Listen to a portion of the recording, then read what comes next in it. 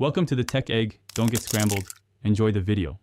You begin by confirming firmware and connectivity. This prevents hidden issues. First, update Ps5 and router firmware, then use Ethernet when possible. Once done, reboot both devices and assign a static IP in your router to the Ps5 so NAT and port mappings stay stable. You should also run a Ps5 network test now to capture baseline ping, jitter, and download speeds. These numbers tell you if further changes actually help. Start here, don't skip the static IP step. You next optimize wireless and co-S settings for stable play.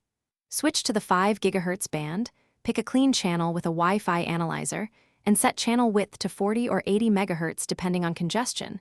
Wider helps speed but not stability. Enable co-S and prioritize the Ps5 by device or port ranges so gaming packets win during contention.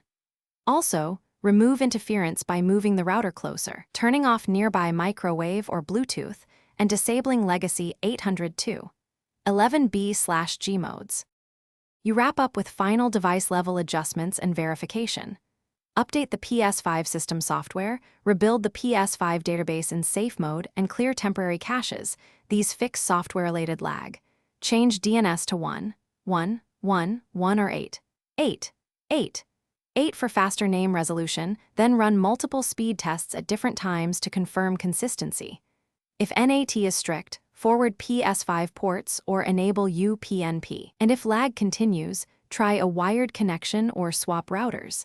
If still unresolved, contact your ISP as the last troubleshooting step. Thanks for watching. Consider subscribing if I helped unscramble your problems.